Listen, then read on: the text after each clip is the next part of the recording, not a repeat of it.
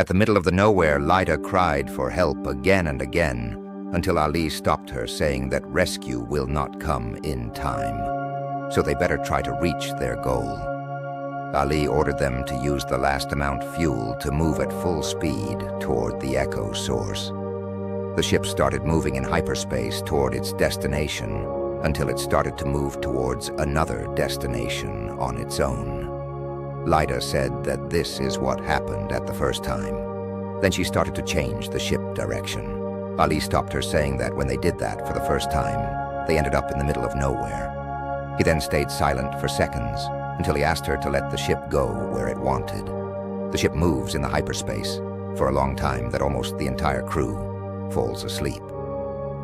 Lyda then waked up by a very bright green light to see Ali stand looking toward the light source, as if it is nothing.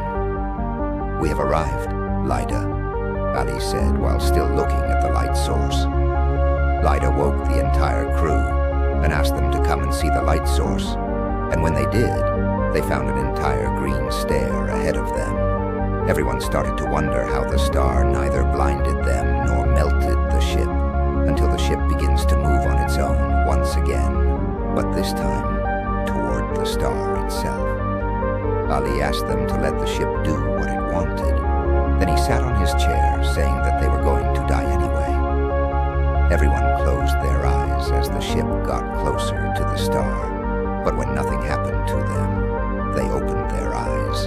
An entire world full of jungles, mountains, rivers, and all forms of life was ahead of them. The ship continued to move toward a white platform that rose from nowhere, then landed on it. Ali decided to get out, and Lyda insisted on going with him. They both wore their breathing suit, then got out where they heard a voice coming from behind, welcoming them into what he called Esara. When he was asked if he was a human, the stranger said that he had taken the human form and learned their language when he controlled their ship. Then, the strangers started to walk while asking Ali and Lyda to follow him.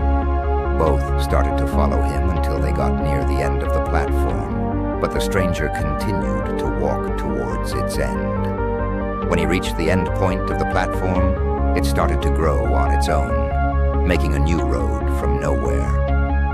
The two continued to move behind the stranger slowly and quietly for some time, until Lyda asked him if the nature around them is real or not. The stranger told her that this was just a virtual reality they made to make them comfortable. Then they continued to move until they reached a great white door, greater than anything else they saw. The stranger opened the door that led to a white palace without any details. Ali started to move first, but Lyda stopped him, saying that the stranger had vanished. After a moment, they decided to move to the palace, and when they got near its door, that had opened by itself, they saw nothing but darkness. For a moment, they were afraid to enter, until a voice asked them to enter. When they did as he asked, a green light appeared from nowhere and told them that they were safe for the moment.